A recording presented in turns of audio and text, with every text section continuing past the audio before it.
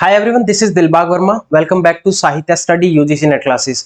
आज के इस लेक्चर में हम ऑस्ट्रेलियन लिटरेचर को कवर करेंगे। जितने भी इंपॉर्टेंट राइटर हैं, जितनी भी उनकी इंपॉर्टेंट बुक्स हैं, कौन सी आपको डेट याद करनी है, कौन से मोस्ट इंपॉर्टेंट राइटर हैं जिनकी संभावना है कि पेपर में वहां से क्वेश्चन आए, उनके बारे में हम थोड़ा सा डिटेल में डिस्कस करेंगे। बाकी जो माइनर राइटर हैं उनके सिर्फ मैं आपको टाइटल बताऊंगा। जल्दी ही हम शुरू करते हैं आज की हमारी वीडियो ऑस्ट्रेलियन लिटरेचर पे। तो ऑस्ट्रेलियन लिटरेचर में जो सबसे इंपॉर्टेंट राइटर है वो हम लास्ट में डिस्कस करेंगे, बीच में भी आएंगे तो मैं आपको बता दूंगा। तो सबसे पहले है इसमें मॉरिस वेस्ट। वैसे तो ये भी इंपॉर्टेंट है, मॉरिस वेस्ट। इसने एक वेटिकन ट्रायोलॉजी लिखी है, लेकिन इनके सिर्फ टाइटल इंपॉर्टेंट है, ज्यादा नहीं। मॉरिस वेस्ट ने लिखा है द वेटिकन ट्रायोलॉजी। इसमें देखो, जो ट्रायोलॉजी आती है उनकी बुक्स आपको याद करनी होती है कि इसमें कौन कौन सी 3 बुक्स आती है। मोस्टली चांसेस रहते हैं कि वो ऐसा क्वेश्चन डाल देते हैं पेपर में कि 3 टाइटल तो ये डाल देंगे और एक कोई और टाइटल जो इनसे ही मिलता जुलता होगा इसी राइटर का, तो वो डाल देंगे। तो आपको एलिमिनेट करना है कि उसमें इस ट्रायोलॉजी में कौन कौन सी 3 बुक्स है। तो इसमें वेटिकन ट्रायोलॉजी में the shoes of the fisherman है, द क्लाउन्स ऑफ गॉड और एक है लेजरस। ये 3 नॉवल आती हैं द वेटिकन ट्रायोलॉजी में। तो the shoes of the fisherman में the novel concern of the election of Ukrainian pope and is a dissection of Vatican politics.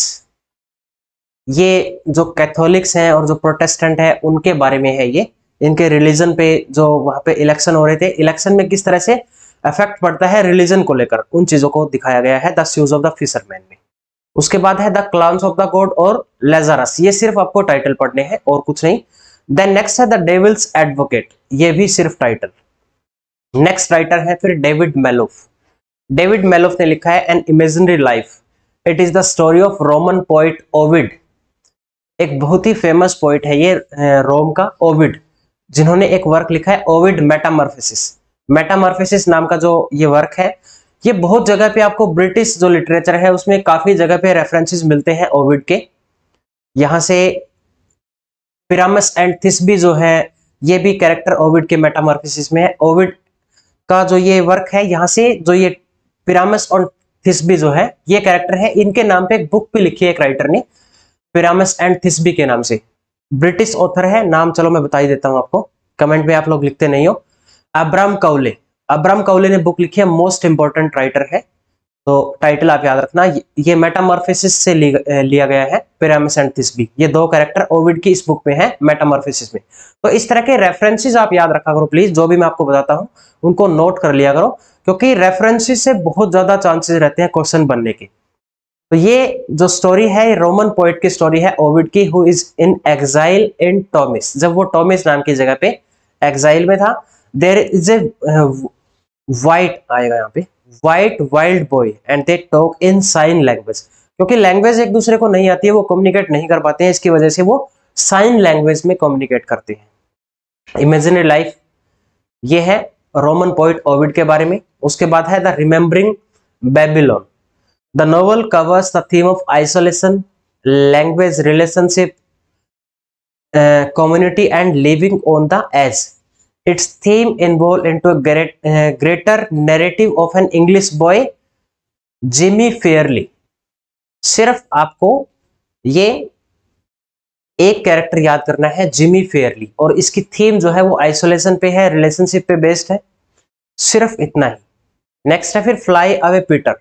The central character of the novel is Jim Sadler. इसका जो central character है, main character है Jim Sadler, a self contained young man with a profound understanding of the world life of an estuary near his home. उसके घर के पास ही एक birds जहां पे रखे जाते हैं, एक तरह से जू है। Ashley Crowther has recently inherited the farm, और इस फार्म में जो ये इनहेरिट में मिला है इसको, एस्ले क्राउथर को रिसेंट में ही इनहेरिट में आया है ये इसके पास। तो आपको ये 2 कैरेक्टर सिर्फ याद रखने हैं, डिटेल में कुछ पढ़ना नहीं है, सिर्फ टाइटल। नेक्स्ट है the conversation at Curlow Creek, ये भी सिर्फ टाइटल है। उसके बाद है ransom. It is a novel by Australian author David Malouf. It retells the story of the Iliad. Iliad किसने लिखा है? होमर ने। होमर की जो बुक है इलियड, उसके 22 से 24 ये 4 चैप्टर्स की कहानी है, ये सॉरी 3 चैप्टर की। इलियड के, सॉरी, होमर के इलियड की। उसके बाद नेक्स्ट राइटर है थॉमस किनले। थॉमस किनले लिखा है सचिंडर्स आर्क। ये भाई इंपॉर्टेंट है बहुत ज्यादा, होलोकॉस्ट लिटरेचर से डील करता है। ये बुकर अवार्ड मिला है 1982 में।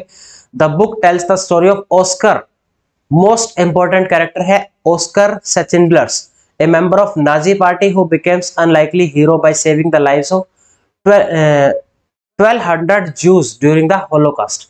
होलोकास्ट के ड्यूरिंग ये 1200 लोगों की जान बचाता है। और इसके जो फादर का बिजनेस था वो जो खेती बाड़ी के इक्विपमेंट होते हैं वो बनाते हैं। इनकी एक फैक्ट्री टाइप है, ठीक है, उसमें इस तरह की जो इंस्ट्रूमेंट है उनको बनाया जाता है। तो ये भी थोड़ा सा ध्यान रखना। तो इसका आपको समरी जो है इस बुक की पढ़नी है, सचिंडलर आर्क की, क्योंकि इसको बुकर अवार्ड में मिला है तो ये इंपॉर्टेंट है। डेट भी आपको याद रखनी है। नेक्स्ट है फिर ब्रिंग लार्क एंड हीरो, और उसके बाद है ब्लड रेज। ये सिर्फ title, no need to read anything in detail, सिर्फ टाइटल। रिचर्ड मिलर फ्लैंगन, इसके भी टाइटल याद करने हैं, ज्यादा इंपॉर्टेंट नहीं है राइटर। द नैरो रोड लिखा है, the narrow road to the deep north. 2014 में इसको मैन बुकर प्राइज मिला है। It is the story of an Australian doctor Dorrigo Evans having affair with his uncle's wife and his experience as a far east prisoner of war during the construction of Burma railway. ठीक है, इसका Dorrigo Evans के बारे में है। इसकी जो uncle की वाइफ होती है यानी कि आंट जो होती है उसके साथ इसका अफेयर है, उसके एक्सपीरियंस को इसमें डिस्क्राइब किया गया है। कैसे लोग हैं ये भी, आंटी के साथ अफेयर, कहीं किसके साथ अफेयर, क्या चल रहा है ये। चलो लिटरेचर है, क्या कह सकते हैं अब हम। नेक्स्ट है फिर जूडिथ राइट। ये इंपॉर्टेंट राइटर है,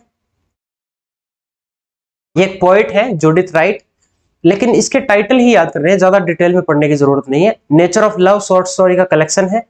मूविंग इमेज, इसमें प्लेटो के मिथ के बारे में बात की गई है मूविंग इमेज में। और नेक्स्ट है वुमेन टू मैन, इसमें फीमेल सेक्सुअलिटी की बात की है, यानी कि लेस्बियनिज्म की बात है इसमें। अब आजकल जो मॉडर्न में हम इसको क्वेयर थ्योरी भी बोल सकते हैं। नेक्स्ट है फिर क्राई द डेड, सिर्फ title. Half of the life time, इसका भी सिर्फ title. Patrick white, Australian literature में अगर कोई इंपॉर्टेंट राइटर है तो जितने भी राइटर आज हम करने वाले हैं वो सारे राइटर एक तरफ है और ये पैट्रिक वाइट ये एक तरफ है। मैं तो इंपॉर्टेंट इसी को मानता हूं, चाहे आप सारे राइटर छोड़ देना, इसको पढ़े बिना पेपर में मत जाना। मोस्ट इंपॉर्टेंट राइटर है, नोबेल प्राइज मिला है इनको 1973 में। और इनकी जो बुक है पैट्रिक वाइट की, ये आपको सीक्वेंस में भी याद करनी है, ठीक है, क्योंकि इंपॉर्टेंट ज्यादा है ये राइटर। हैप्पी वैली लिखा है 1939 में, वर्ल्ड वॉर के ड्यूरिंग इसको लिखा गया था, अर्ली स्टेज में ही। The living and the dead 1941 में, द आंट स्टोरी 1948 में, और उसके बाद द ट्री ऑफ मैन 1955 में। ये इंपॉर्टेंट है, देख लेना इसके किसके बारे में है। डोमेस्टिक ड्रामा है, chronicling the lives of the Parker family and their changing fortunes over many decades. Parker family के बारे में है, ठीक है। फैमिली के बारे में और भी क्वेश्चन आए, जैसे जॉर्ज फैमिली पे आया था एक, उस पे क्वेश्चन पूछा गया था पेपर में, तो ये पार्कर फैमिली के बारे में है, ये आपको याद रखना है। उसके बाद नेक्स्ट है, ये भी इंपॉर्टेंट है, वॉस 1957 में। It is based upon the life of 19th century Persian explorer and naturalist Ludwig Leichhardt who disappeared while on an expedition into the Australian outbreak. देखो 2018 या 19 की बात है ये, एज इट इज सेम ये question दिया गया था।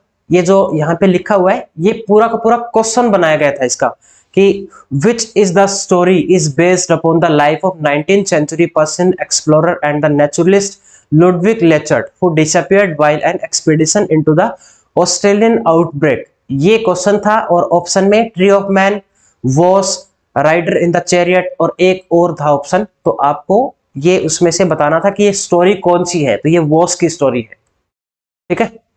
इसके बाद आता है राइडर इन द चैरियट 1961 में। The novel is this novel is the story of lives of 4 loosely connected people. 4 लोगों के बारे में है, whose common link is the mystic experience of the chariot of a title described in the book of Ezekiel। ये जो एजिकल जो है ये फॉर्चून टेलर है, ये प्रोफेसी के बारे में है ये। And traces their lives towards the points where they realise they share the same vision. उनका विजन जो है वो सेम है। The vision and the book are structured around 3 themes. 3 theme है इनकी बुक्स में। पहली है जजमेंट ऑन इजराइल, दूसरी है जजमेंट ऑन द नेशन, और तीसरी है फ्यूचर ब्लेसिंग फॉर इजराइल। ये 3 इनकी मेन थीम है। The book start with the epigraph from the marriage of heaven and hell. किसने लिखा है heaven and hell? William Blake ने। In which Blake imagine a conversation with the prophet Isaiah and Ezekiel. ये 2 prophet हैं, इजा and एजिकल, जो William Blake ने भी बात की है। अपनी एक बुक है विलियम ब्लेक की, marriage of heaven and hello. ठीक है, तो इसमें भी ये जो प्रोफेसी के बारे में बात कर रहे हैं, इन प्रोफेट्स के बारे में डिस्कस किया गया है। उसके बाद है द सॉलिड मंडाला, 1966 में है। डेट इंपॉर्टेंट है और ये स्टोरी भी इसकी इंपॉर्टेंट है। It details the story of 2 brothers, rational character है, एंड आर्थर ब्राउन इमोशनल है। दोनों भाई हैं with a focus on the phases of their symbiotic relationship. It is set in White's fictional suburb of सारसापेरिला। इस जगह पे इस बुक को सेट किया गया है, सॉलिड मंडाला को। उसके बाद है द विवी सेक्टर, 1970 में। It details the life long creative journey of fictional artist painter Hurtle Duffield. Hurtle Duffield के बारे में है। In the book explore universal theme like the suffering of the artist. Universal theme है ये, एक artist जो है वो कैसे सफर करता है, किन डिफिकल्टीज को फेस करता है अपने करियर को लेकर।